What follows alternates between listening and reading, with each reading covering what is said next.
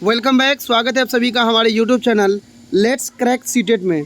दोस्तों DElEd entrance exam 2023 की preparation हम करा रहे हैं और अभी हम लोग साइंस के 10 प्रश्न को लिए हैं। चैनल में है तो लाइक और सब्सक्राइब करें।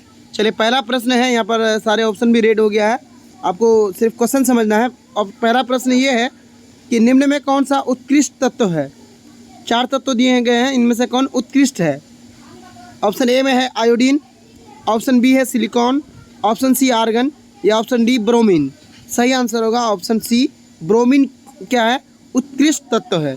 चलेंगे हम लोग दूसरे प्रश्न की ओर। और आसान प्रश्न है और सारे एग्जाम में आपके लगभग सभी प्रकार के जो भी एग्ज़ाम होता है जिसमें साइंस के प्रश्न पूछा जाता है उसमें ये प्रश्न आपको लगभग पूछा जाता है कि ताम्र यानी तांबा तथा टीन जो है मिश्र धातु है किनका।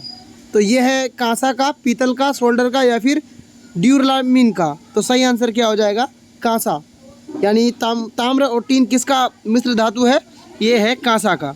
चलेंगे हम लोग थर्ड प्रश्न की ओर। और तीसरा प्रश्न भी एक दैनिक जीवन से रिलेटेड है कि प्लास्टर ऑफ पेरिस, जैसे कि एक्सीडेंट होने पर या हड्डियों के टूटने पर जो हम प्लास्टर ऑफ पेरिस करते हैं, इसका केमिकल फॉर्मूला यानी रासायनिक सूत्र क्या है।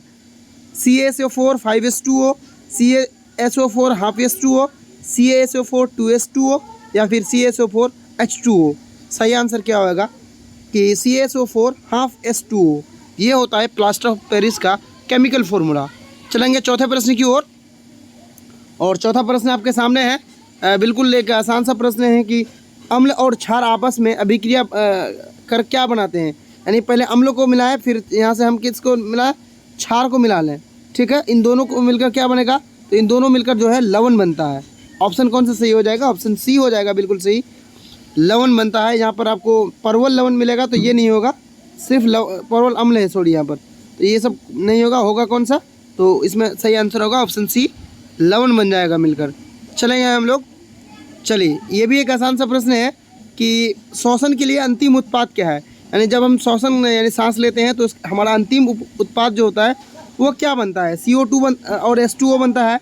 CO2 ऊर्जा बनता है, H2O और ऊर्जा बनता है, या फिर CO2 H2O यानी जल और ऊर्जा बनता है। सही आंसर कौन होगा, CO2 यानी कार्बन डाइऑक्साइड, जल, H2O का फॉर्मूला किसका है, वो जल का है, और ऊर्जा, ये तीनों चीज़ बनता है। ऑप्शन डी बिल्कुल सही आंसर होगा। चलिए छठे प्रश्न की ओर चलेंगे। छठा प्रश्न बिल्कुल आसान है और इजी है, आपके दैनिक जीवन से ये भी रिलेटेड है कि दांत के सबसे ऊपरी परत को क्या कहते हैं। डेंटाइन कहते हैं, इनामेल कहते हैं, अस्थि कहते हैं या फिर क्राउन कहते हैं। सही आंसर होगा इनामेल कहते हैं। और आपको ये भी याद रखना है कि मनुष्य के शरीर की सबसे मजबूत जो तत्व है वो एनामेल है। एनामेल आपके जो है दांत में पाया जाता है। ये मनुष्य के शरीर का सबसे मजबूत तत्व है, इस बात को भी आपको याद रखना है। चलिए सातवां प्रश्न है, मानव आहार नाल का सबसे लंबा भाग कौन सा है। मनुष्य का जो आहार नाल होता है, उसके लिए सबसे लंबा भाग अमाशय होता है, छोटी आंत होता है, ग्रासनली होता है या फिर बड़ी आंत होता है। तो नाम देख के आपको बड़ी आंत को आपको आंसर नहीं करना है, क्योंकि ये सबसे लंबा नहीं होता है। सबसे लंबा कौन होता है, वो छोटी आंत होता है। नाम इनका छोटी आंत है लेकिन ये सबसे लंबा होता है वास्तव में। तो ऑप्शन बी बिल्कुल सही आंसर होगा। चलिए आठवां प्रश्न है, ये भी आसान सा प्रश्न है, 10th क्लास का प्रश्न है कि प्राक्कन निम्न में किसके अंदर पाते हैं।